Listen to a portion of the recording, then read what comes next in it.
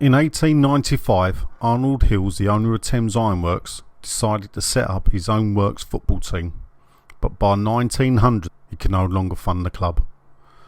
Originally, all the players for the Thames Ironworks was to be solely amateur and come from his works, as Hills himself did not believe in professionalism. In the June of 1899, using his column in the Thames Ironworks Gazette, Hills wrote, "The committees of our club, eager for immediate success, are inclined to reinforce their ranks with mercenaries. But in our football club I find an increasing number of professionals who do not belong to our community but are paid to represent us." This posed a problem, and then Hills and the committee running the club tried to come to a compromise. Later he then wrote, "Clubs like ours have to grow, but always let them represent our own people. It may be necessary to bring in some professionals, but let them into our yard to work as well as play." Hills was saying basically that if we hire professionals, they must still work in the ironworks to represent them and their fellow workers.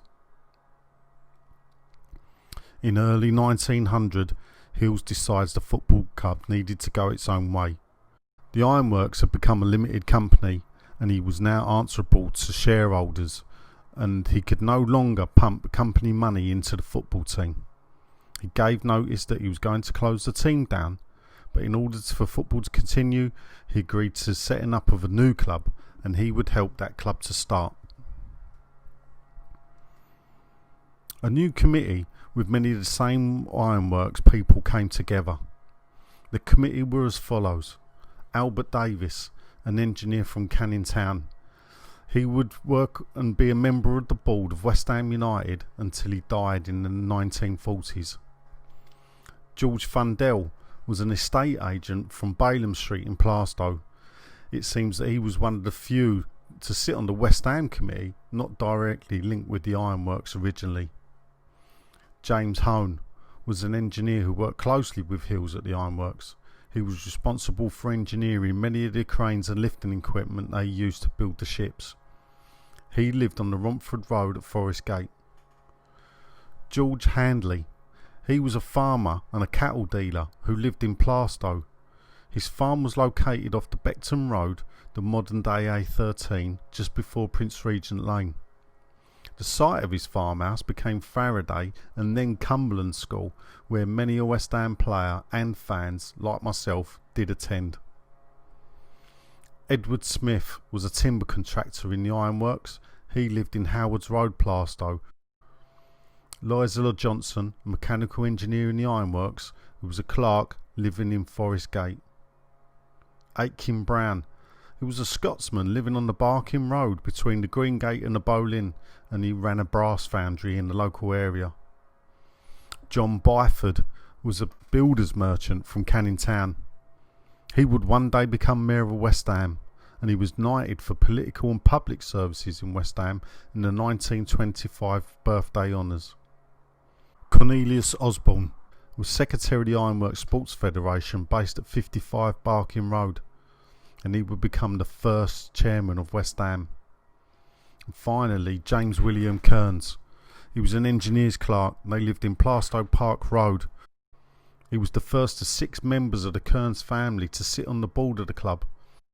Kearns held shares in the club from the day they were formed until 2006, when the Icelandic consortium took over. The secretary was to be Lou Bowen. Lou was a Welshman who worked in the ironworks and fulfilled the same role for the ironworks team. On the 4th of July 1900, 7 of the above walked into the Thames Ironworks Sports and Social Club's offices at 55 Barking Road, and they all signed the document that gave birth to the new club. 2,000 new shares were created, and generously Arnold Hills said for every share purchase he would purchase one as well. He gave favourable terms for use of the pitch at the memorial grounds. And Hills himself, though, would not sit on any committee, and he would not play any direct role in the day-to-day running of the new club. Hills did try and add one other stipulation. He was a great supporter of the temperance movement, and believed any footballer playing for the club should abstain from alcohol. He had tried this with the Ironworks team and hoped West Ham would insist as well, but the new committee, it seems, didn't agree to this condition. The building where the document was signed, 55 Barking Road, is still sitting there today.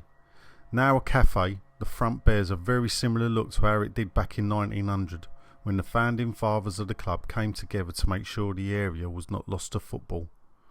In doing so, each one of them needs to be commemorated and remembered, as without them, West Ham may not have existed. While Arnold Hills was the catalyst, all of the above played their part in bringing West Ham United to life.